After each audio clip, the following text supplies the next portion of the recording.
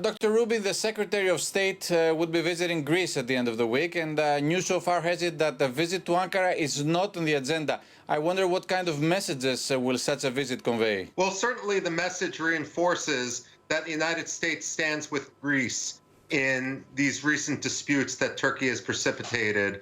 And this is also underscored by the fact that the Secretary of State has also chosen to go to Sούdà Bay, where the United States has its largest military facility, its largest military presence in the Eastern Mediterranean. This is a nonviolent way, a diplomatic way of telling Turkey that they should not cross a red line.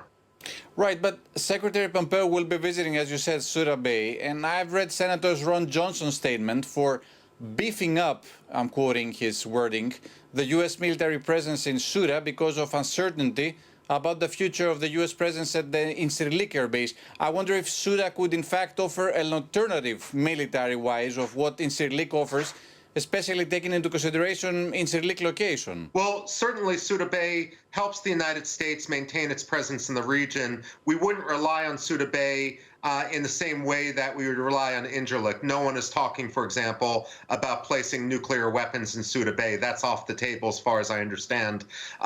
But also keep in mind that it's not just Súdà Bay. Because of decades of Turkish behavior, because of its retrenchment under Erdogan these last 17 years or so, we've also beefed up our presence in Jordan. We've beefed up our presence in Romania. And so Súdà Bay is an important, perhaps the most important component of that alternative to Incirlik strategy. Just to make it clear, in a way, substituting Incirlik with Súdà Bay is not on the table right now. Is that right?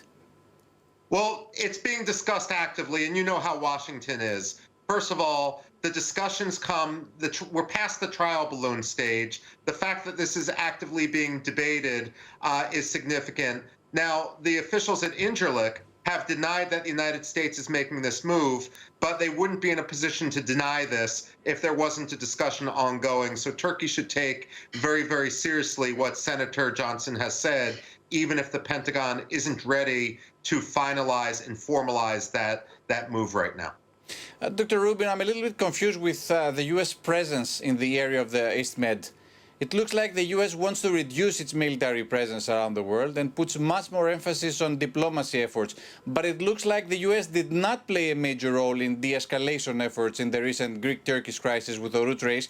And I wonder, what's your take on the role of the U.S. now and in the future in our neighborhood? When it comes to diplomacy, I think the fact that Secretary of State Mike Pompeo is heading to Greece and Cyprus is significant. And of course, this isn't a one-off. We've had a strategic dialogue ongoing with Greece and Cyprus for quite some time.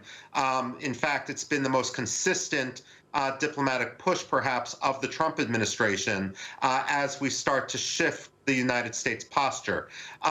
That said, look, the United States would like to withdraw its military presence around the world.